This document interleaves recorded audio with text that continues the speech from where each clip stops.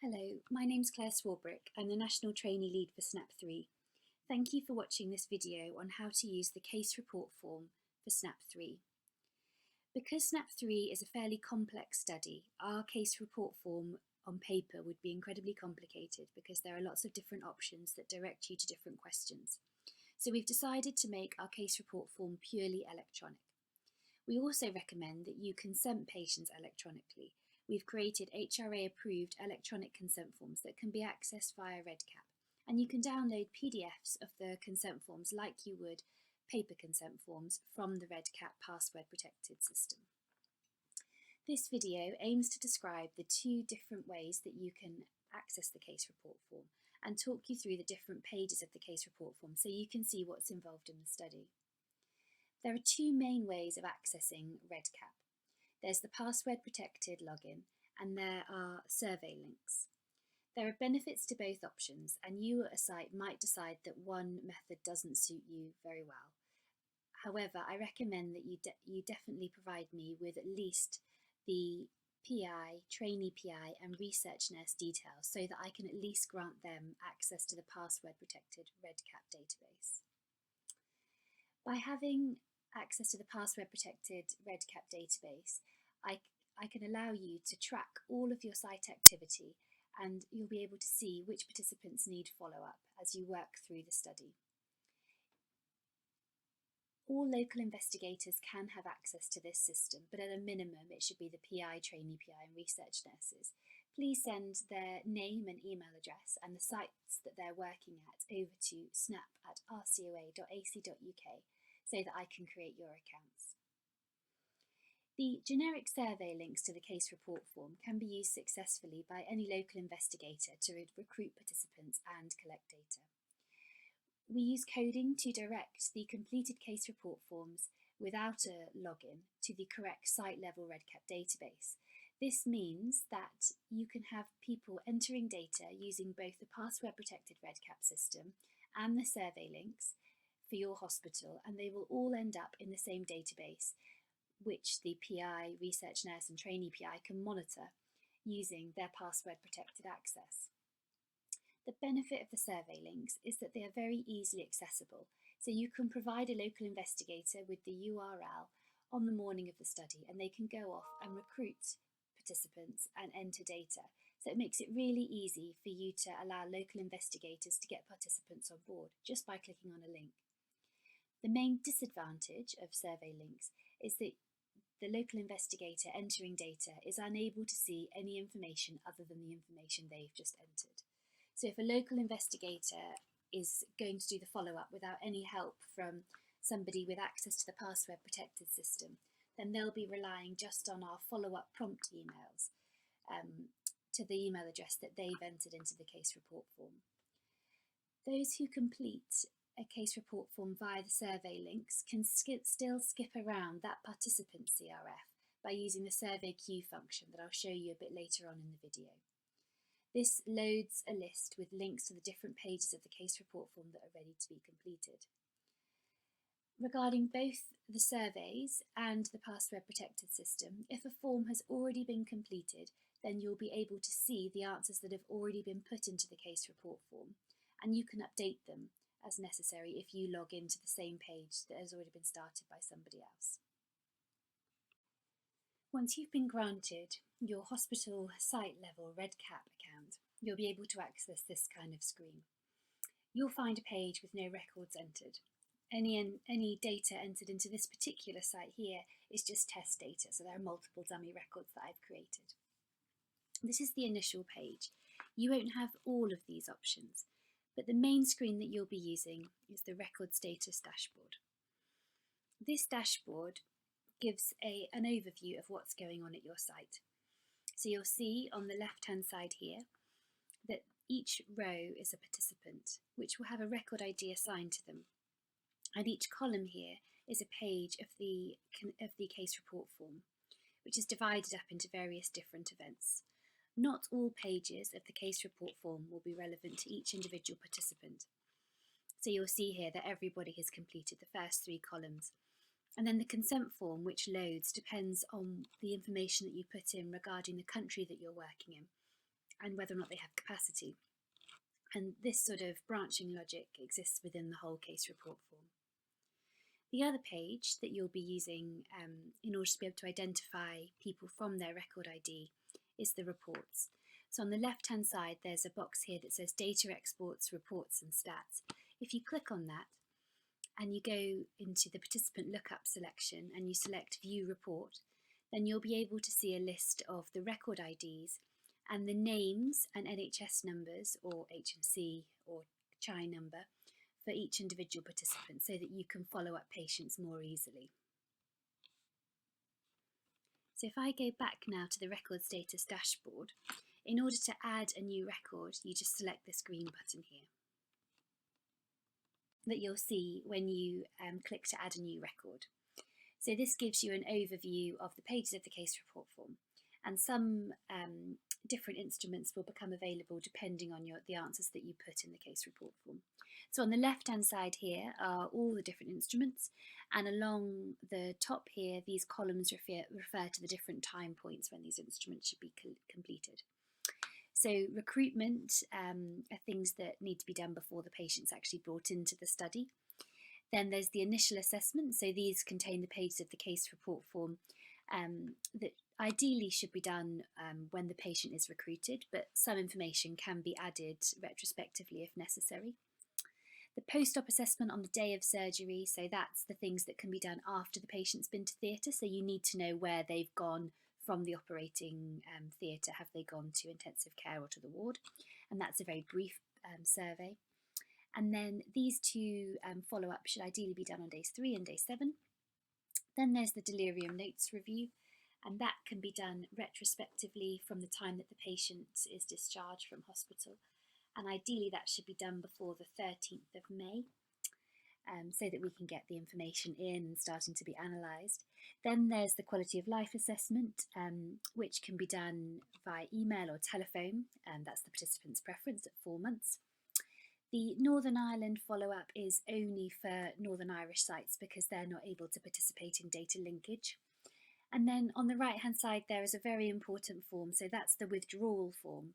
So if you have a participant who wishes to not be part of SNAP-3 after previously agreeing, then you need to go into that form and complete it so that the patient doesn't receive any follow-up requests and that you stop receiving follow-up requests for that participant too. If you have local investigators who are recruiting via survey links, they will not be able to access that particular page of the case report form. So you might get local investigators coming to you as somebody with access to the password protected system to complete this form for them. So it's just good to know where that one is. So if we go on to registered data collector now, and we pretend that we're going to record a patient's details. First page you'll see for the SNAP-3 electronic case report form. So this goes through the details of the local investigator and the hospital that you're working in. So you just put in your name here and you put in an email address there.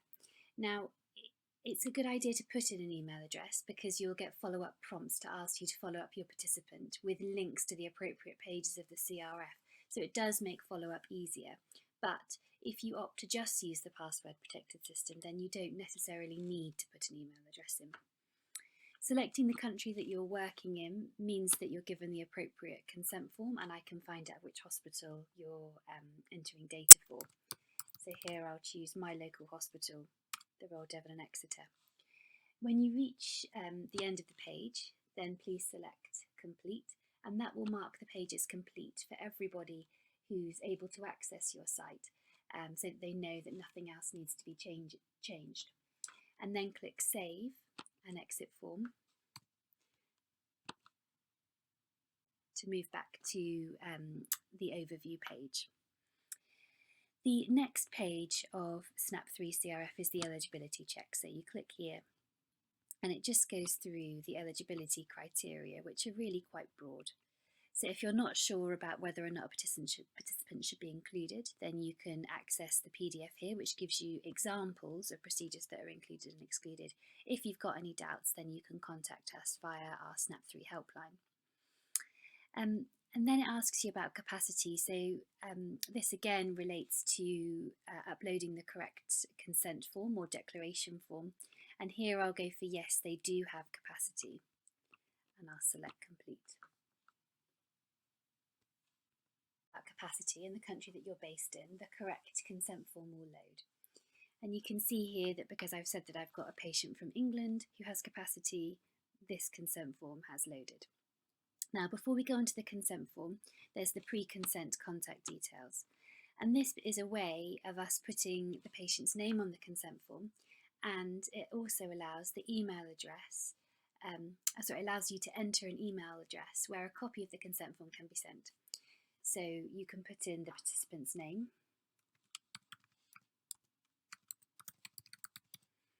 and you can put in an email address. So here you can choose to either put in the participant's email address, which will mean they get a copy straight away, and you can still access the saved PDF copy of the consent form via this password protected REDCap system, or you can put in your own email address so that you can print one off of the participant for the notes and for your site record.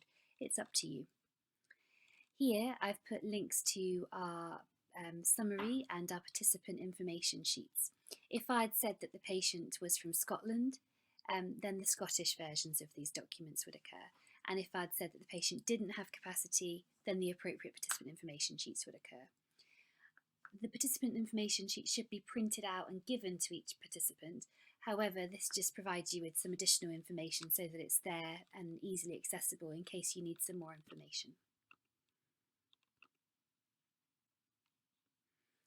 So I'll show you the consent form now. You can see here that you have all of the information that you would have on a normal paper consent form. And then these tick boxes, and an electronic consent form box at the end of the consent form. So you need to work through this consent form with the participant, reading out each individual consent statement and ticking to say that they agree as you work through them together. Statement 6 allows them to opt out of data linkage if they choose. It is still possible to be part of the study, but obviously we would like people to be part of data linkage so that we can follow them up on a more long-term basis. Once you've gone through all the statements and the participant is happy that they have enough information to consent to the study, then you can type in the participant's name. And this acts as the participant's signature. So make sure that they know that when you're typing their name. And then you can type in your name as well. And that again acts as a signature to say that you've correctly consented them.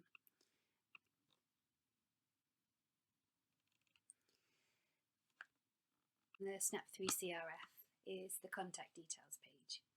Here I've included links to our data protection impact assessment and our privacy notice in case participants would like to see them.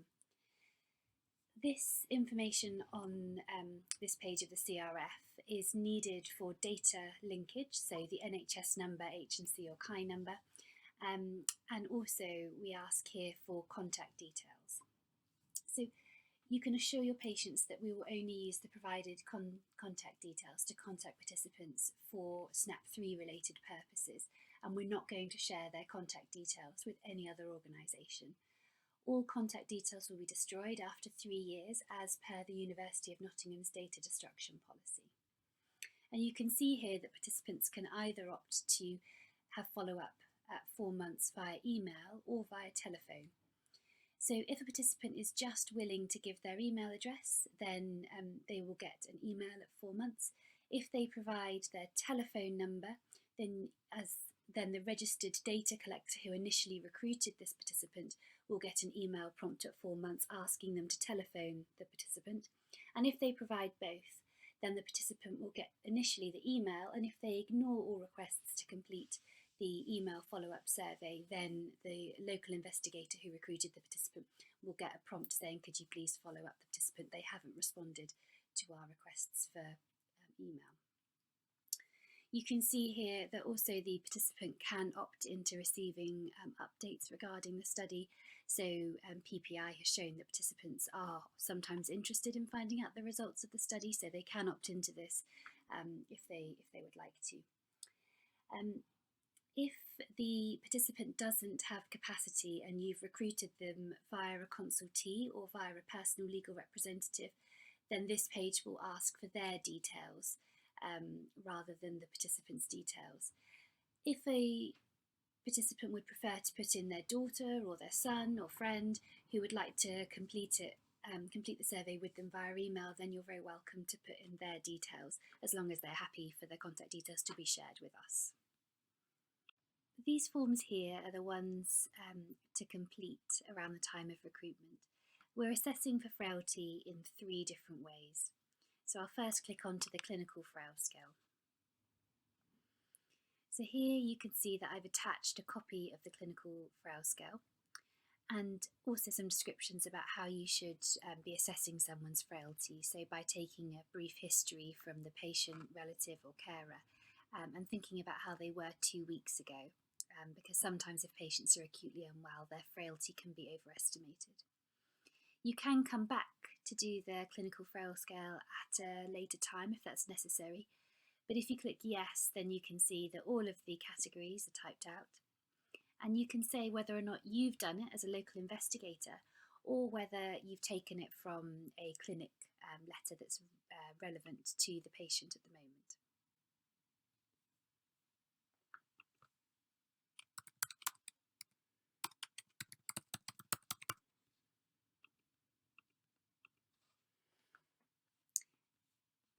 The next frailty scale is the reported Edmonton Frail Scale, and again you can decide to do one yourself or take one that's already been documented from part of clinical care or come back to this later.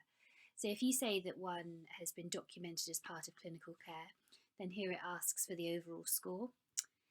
But if you're going to do it yourself, then you work through the different parts of the reported Edmonton Frail Scale, selecting the correct answer.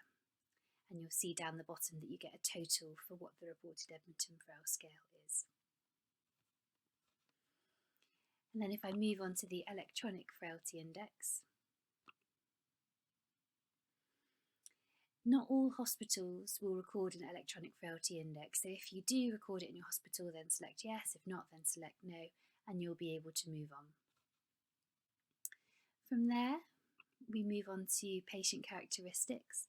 Now on this page, we're going through details about ethnicity and socioeconomic indicators. So please assure the patient that we're not going to use their postcode to post them anything or pass it on to anybody else. It is purely to work out their decile of deprivation. So once you've done that, then move on to the ethnic group category. So these are taken from the census categories and offer options for subcategories of ethnicity as you require them. Level of education, it's important to ask about this sensitively, as some participants will be reluctant to share this information. And then sex at birth, and you can choose for height and weight whether or not you prefer to answer in metric or imperial. If you only have an estimate, then please just enter that.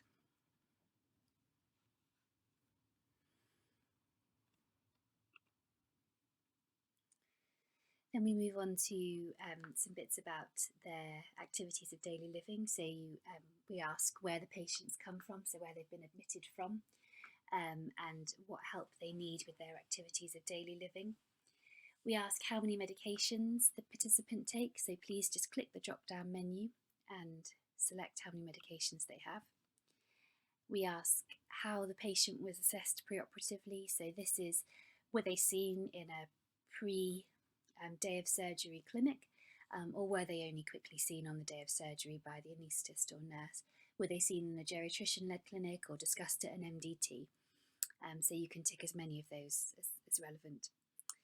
If they were assessed for frailty and you can find a documented score or discussion, then please say that yes, they were assessed for frailty, and the CRF will ask you what scoring system was used. So for example here, if I say the patient has been assessed using the clinical frailty scale, then the clinical frailty scale is uploaded there. If I were to say that the patient has had a gait speed test, then you can add in their time in seconds to walk 4 meters. And then we move on to the urgency of their surgery and the indication for surgery.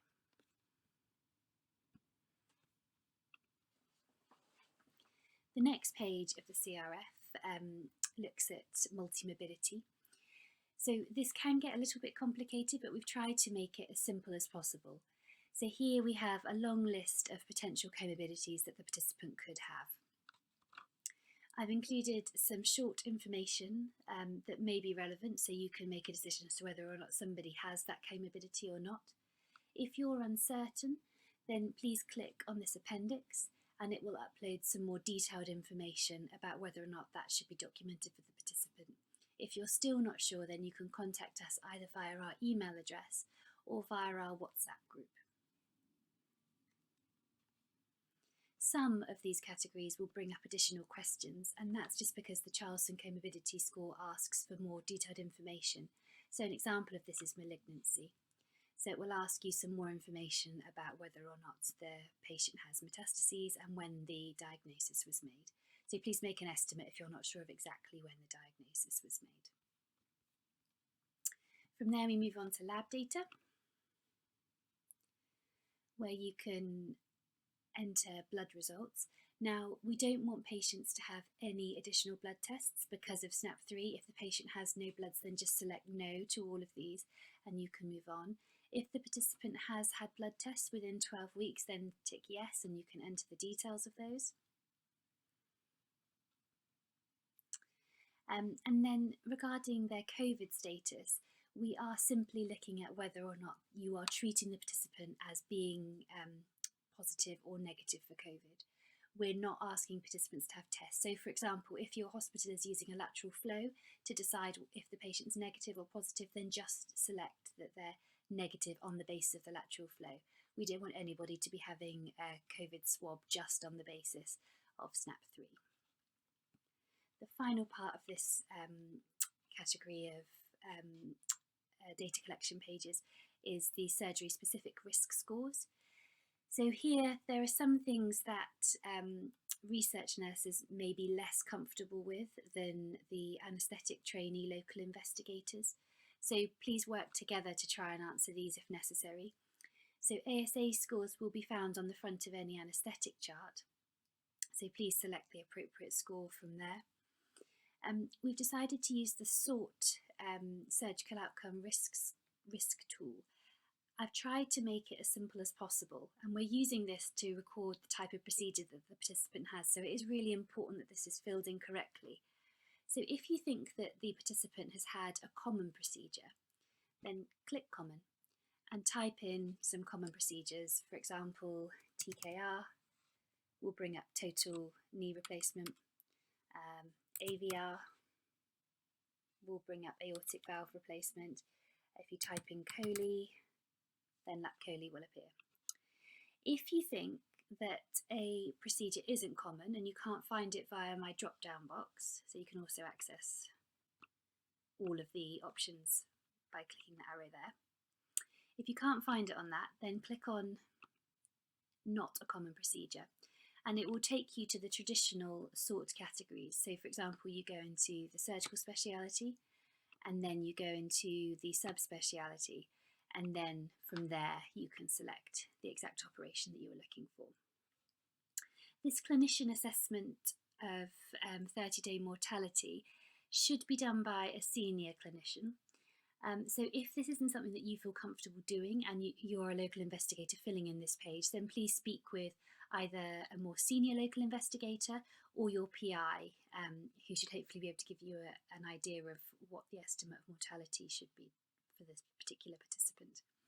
And then again, select complete and save and exit the form. Of the SNAP-3 case report form is the intraoperative and post-operative care survey. So this can be done any time after the patient's left theatre. So you need to know where the patient's discharge destination is, either to the ward or to intensive care or to a post-anaesthetic care unit. So we ask if the patient had the operation that was planned. If you select no procedure was carried out, then we would ask that the patient is withdrawn from the study. Because if the patient hasn't had an operation, they don't fulfil the eligibility criteria. This is quite useful, especially if you've recruited somebody in advance of the week of recruitment. So some sites have asked if they can recruit from a face-to-face pre-anaesthetic clinic, you can, and then if they didn't have their procedure during the week of recruitment, you can then remove them at this point. If the patient had a different primary procedure, then it will take you back through the sort categories for you to find your procedures as you did before. But if the patient just had the procedure that was planned for them, then you can just select yes and move on. So you select the date of procedure, the type of anaesthetic that they've had, and whether or not they've been catheterised.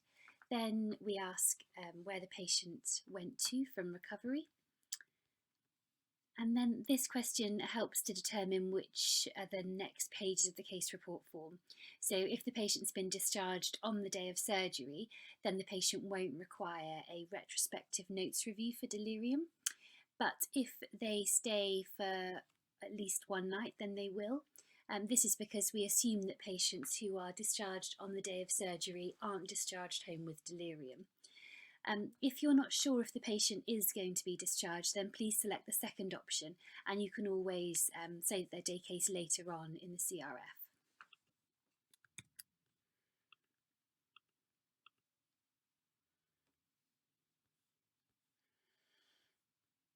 So on day 3, after the patient's had their operation, then the next step is to see if they're eligible for a post-operative mobility survey.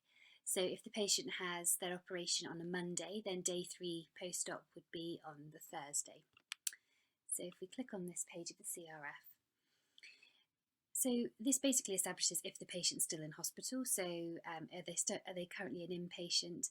If you select no, then it will tell you that the next follow-up is at 4 months, and that if the patient stayed in for at least one night, then they require a retrospective delirium notes review.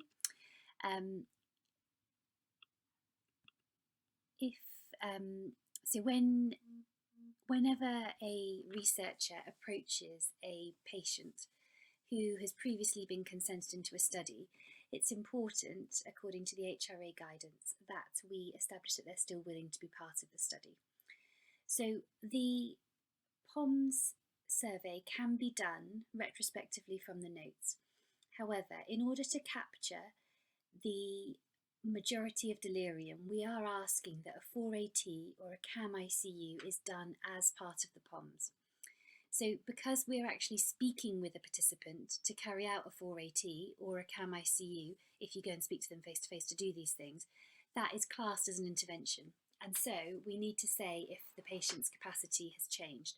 So if you're aware of the patient's capacity having changed, then you need to select yes. And if you say that they've lost the ability to consent, then you'll be directed down the route of doing another Consultee declaration form if you're within England or Wales. If you're within Scotland, then this page won't appear, because in that situation their initial consent statement from when they previously had capacity still stands, so you can just move through and do the POMS on the basis of that initial agreement. If a participant has regained the ability to consent in England, Wales, Northern Ireland or Scotland, then you will need to re-consent the patient on the basis that they now have capacity to consent, and so should consent of their own accord, and that will take you down that route. If their ability if their capacity status hasn't changed, then you can move on and just assess whether or not they're willing to be part of the study. So if somebody, for example, doesn't have capacity at the point of recruitment and they still don't have capacity now, as long as they don't object to being part of the study, then they can carry on within the study. And we would all stop doing a study if a participant objected. So that's common sense, but I've just stated it here just to be absolutely clear. So the other element of this is we do understand that there may be some circumstances where local investigators aren't able to get to participants on the day when we ask for follow-up to be done. So occasionally patients who are designed to be seen on a Saturday or Sunday, they may not be seen until the Monday, for example. And in that situation, you're obviously not seeing the participant face to face. You're only seeing them. You're only seeing their notes, because we are not asking you to do a 4AT on day 5, for example. So if the patient doesn't object, or you're just looking at the notes, then you don't have to assess whether or not the patient is willing to be part of SNAP-3. But if you are going to speak to them and they do object, then obviously you shouldn't carry on with this study. That is very complicated, and if you'd like to discuss that with me, then you can email the snap@rcua.ac.uk email address, or we can arrange a time to meet, possibly during the Q&A sessions that we have coming up. So once you've said that the participant is willing to carry on with the POMS, then the post-operative mobility survey will become available on day 3, which you can then click on. So this page of the CRF works through the different types of post-operative mobility surveys. There are 3 different types. There's one specific to cardiac patients, one for fracture neck of femur patients, and one for everybody else. So if we select the general POMS, you can see that the majority of this can be done from the notes. Some of it may be more easily found in the nursing notes, for example, what their diet is, and some will be from blood tests. Once you get to the section that talks about delirium, so we are really keen that we pick out those patients who do have delirium. If you say that the patient has a diagnosis of delirium, then it will carry on through the rest of the POMS. If you say that the patient doesn't have a diagnosis of delirium, then it will then ask you if you're able to be face-to-face with the patient. If you are able to be face-to-face with the patient, it will then ask you if the patient's critically ill, and then it will take you down the route of the 4AT with all of its categories there and a summary score at the end. Or if the patient is critically ill, then it will take you down the route of doing a Richmond agitation sedation scale before then taking you on to doing a CAM ICU. If you discover during these assessments a diagnosis of delirium that was previously not known about and the clinical team aren't aware of, then please make sure you notify the clinical team so that they can give the patient the best management possible. If, for example, you're one of those local investigators who are doing the POMS on day 5, looking back at day 3 data because it was over the weekend and you weren't able to get to the patient, then you can say, I'm not able to review the participant to look for delirium. And the CRF will then ask you if there's a documented delirium score from a 4AT or a CAM ICU, so that we have the best possible chance of picking up undiagnosed, all diagnosed delirium. And then when you've gone through that delirium assessment, you can work through the rest of the POMS.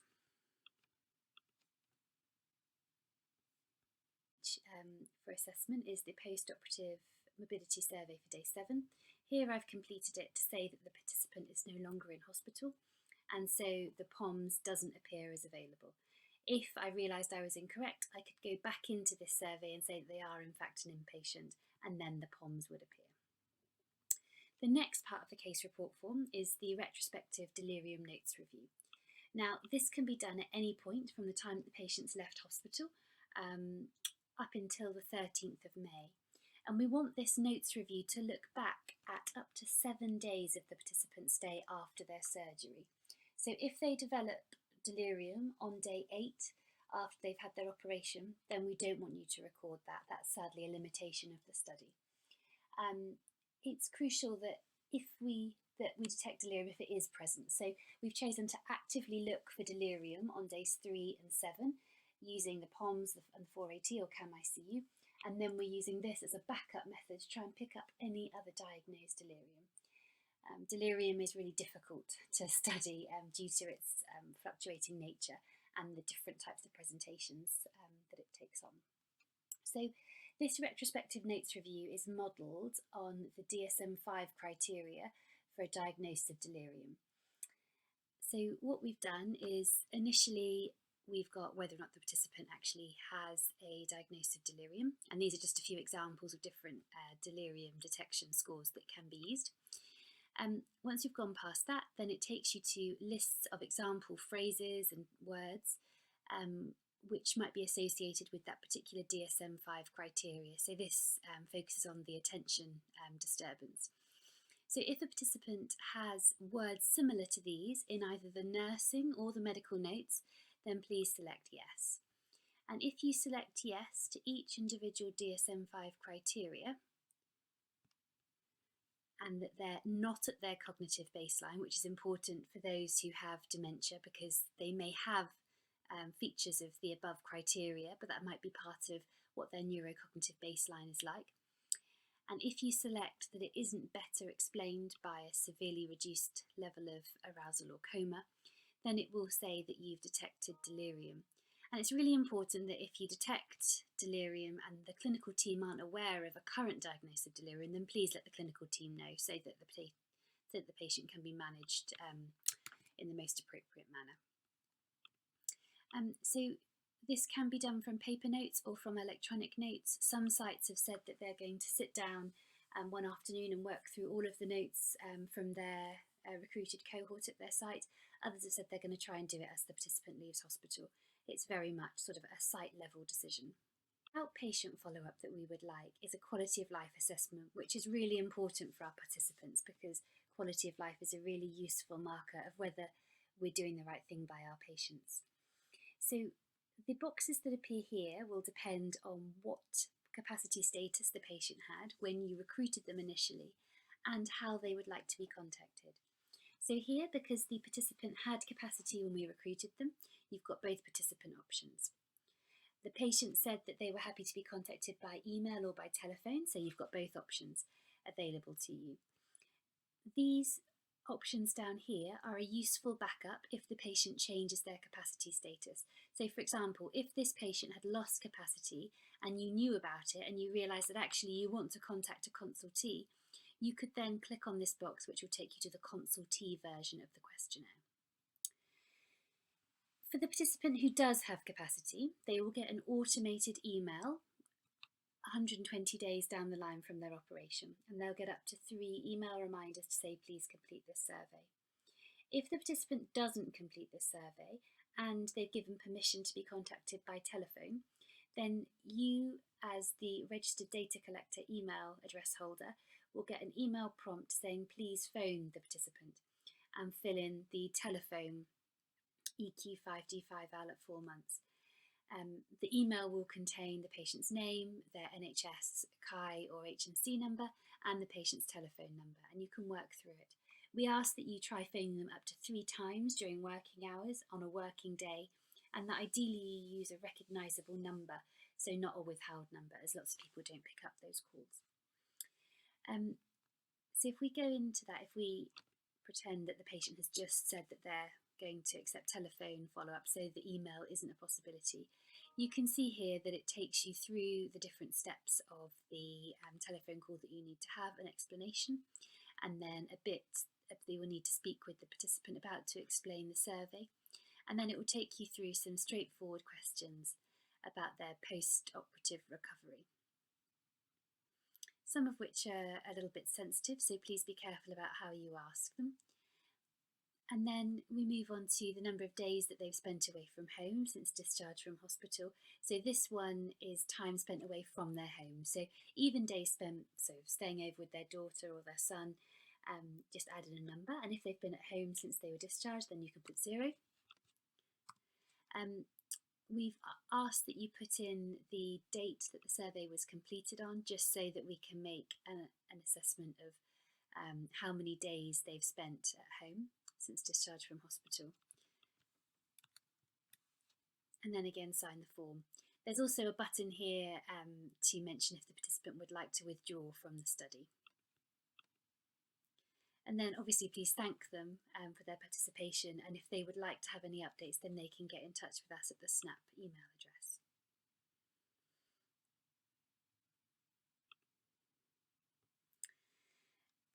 From there, the next option is the Northern Ireland follow-up, and that will only appear if the patient is recruited from a Northern Irish hospital.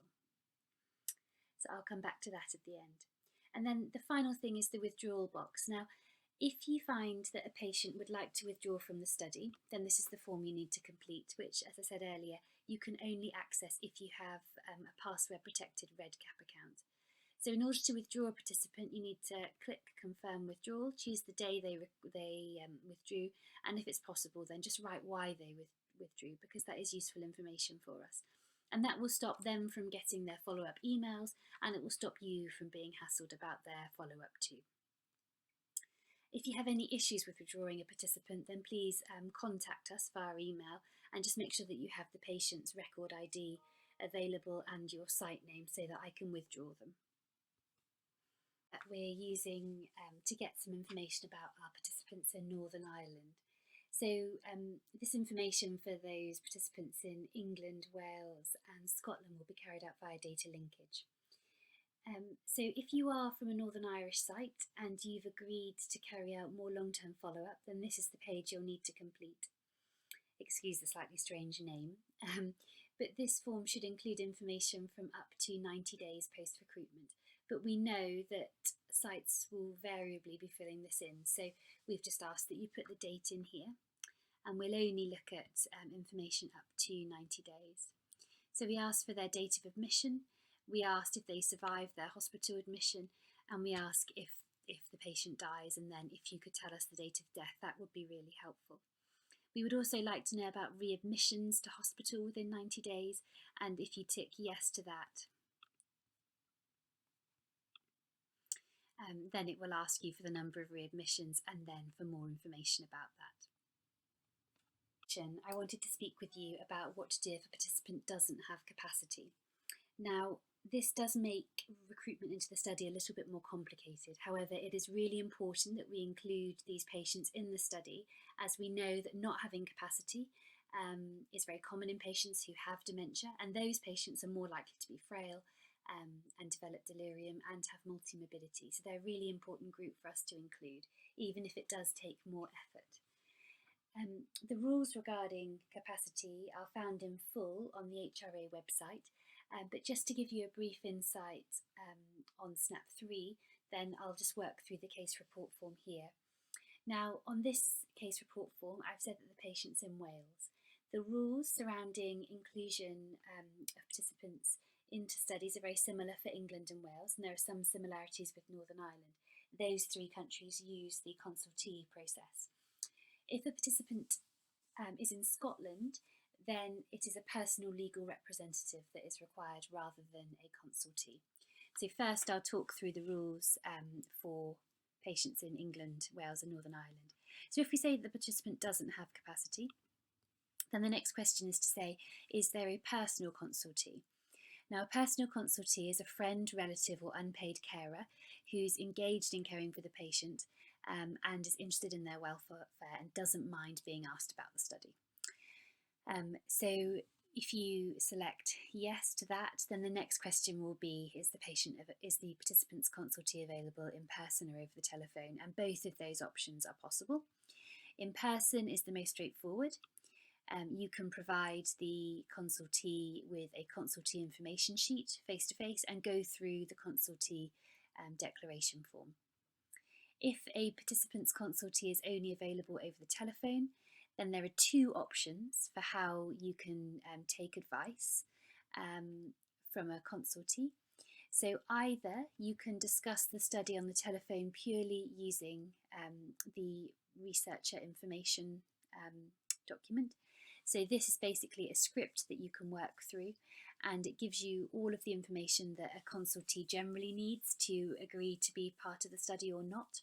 And you can also send them the emailed consultee or PLR information sheet for backup information.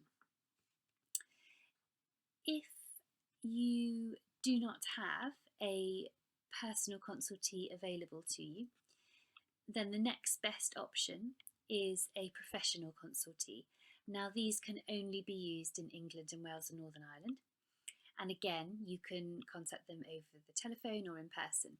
So generally, a professional consultee is somebody who's clinical, who is willing to be consulted by the researcher, but isn't connected with the research study. So usually that's a registrar or above, or a ward sister or above, but it doesn't have to be somebody senior. It just needs to be somebody who's willing to weigh up whether or not the participant would have wanted to have been part of the study. In Scotland, rather than a consultee, it is a personal legal representative, and a personal legal representative is either a welfare guardian who is appointed by a court, or a welfare attorney who is appointed using a power of attorney. or if neither of those roles are fulfilled, then it can be the nearest relative, but only if none of those roles have been appointed. It can't be a friend, and it can't be a carer or a professional consultee in Scotland. So if we move through and say that we've got a consultee available in person, then it will take you to the consultee declaration form, which looks very similar to the consent form that we looked at earlier. If I go back and instead I say that it's a personal consultee,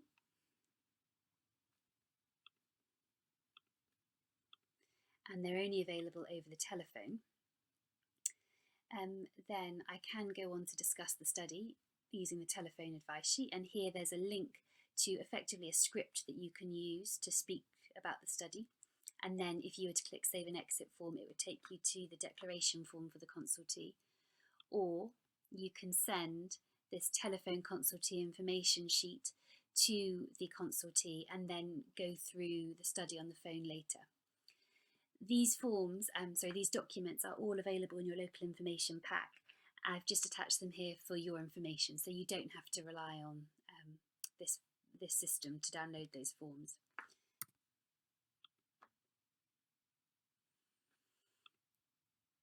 If you go to the telephone consultee sheet here, then you'll see that a witness is required when you're speaking over the telephone. So you need to go through the declaration form in the same way as you went through the consent form, ticking each individual box. And you'll see at the end that there's an additional box here. So the telephone conversation needs to be witnessed. So either the telephone conversation needs to be witnessed with somebody listening to the whole of the telephone conversation and then agreeing to witness in this box at the end, or they can overhear the conversation and then just confirm with the patient verbally confirm with the consultee on the telephone verbally at the end that they've agreed with the statements above. So you've got two options there for using telephone declarations with consultees. Just wanted to show you how to download the PDF of the consent form. So when you recruit a participant to SNAP-3 and you enter your email address into the pre-consent contact details box, you will then get a copy of the consent form emailed to you as a PDF. If you would like to access another copy, or you decide to put a patient email address in that box, then you simply visit the page where the patient has completed the consent form. You go to Download PDF of Instruments and then click This Survey with Save Data. If you click on that, it will download to your computer, and there will be a consent form with the IRAS number, with the record number and with the name of the patient, and all of the consent statements crossed off as per HRA guidance, and the participant's name, date of consent, and the name of the person recording consent. And this is the copy of the consent form that can be recorded in the notes and is accepted as HRA standard. This is an example of what the survey links version of REDCap looks like. So here all I've done is I've clicked on a link which will be sent to you prior to the week of recruitment, and this opens this page of the case report form. No information here is downloaded onto your computer. It is all just uploaded via a web-based browser to our University of Nottingham servers. So here you can put in your name, your email address, and then select, as you did before, which country you're in, which site you're collecting data for, and then because you've selected your hospital, your paid participants' information will end up being sent to the correct password protected database for that particular site. So you'll go through and answer the questions as before, with the same links available to you. And then here we've got an option called Save and Return Later. So if you click Save and Return Later, then you'll have the option to go back into that case report form. You can put your email address and it will send you a link, so you can restart the survey exactly where you left off, or you can go back and finish off where you were about to carry on. So press Submit, and you can work through the pages of the CRF as you did before.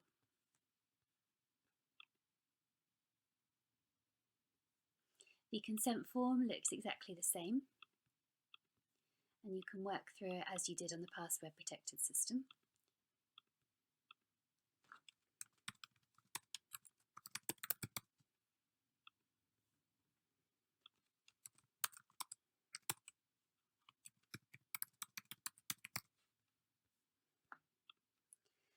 Now, the disadvantage, as I said earlier, is that you can't skip between different pages of the form, which is a bit of a problem if you want to come back to things. But you can use that save and return option to be able to skip between pages. Now, once you've got to the end of a section, then you can go to the survey queue. So once you've entered the participant into the study, then this will appear. And you can use this to skip between different parts of the case report form. So for example, I might want to go into lab data and just complete this part. The patients had no blood results, they're COVID negative, and I'd like to sign that off as being finished. And then it will take you to the next sequence of the case report. If you realise that actually you'd like to go back and do the multi-mobility scoring first, then you can go to the top right-hand corner of the page and click on Survey Queue. And that will allow you to navigate through any of the case report form pages that are currently awaiting completion. You'll notice here that you don't have access to the POMs because 3 days haven't passed yet, so that is not available to you. But you can go through anything that needs to be done, that can be done on the day of surgery, so you can answer as you would about post-operative morbidity. It's not designed to be the primary method of data entry or of recruitment, but it is a really useful way of making the CRF accessible to everybody. So it is a useful thing in my mind. I hope that's answered a fair number of questions about the electronic case report, but I do know that it's a complicated system, so please, if you have any further questions, then do come back to me. You can email us at snap@rcoa.ac.uk, or you can drop into any of our Q&A sessions and you can ask me questions on how it all works. Please flag up any errors that you see in advance so that I can correct them prior to our launch date of the 21st of March. Thank you everyone for listening.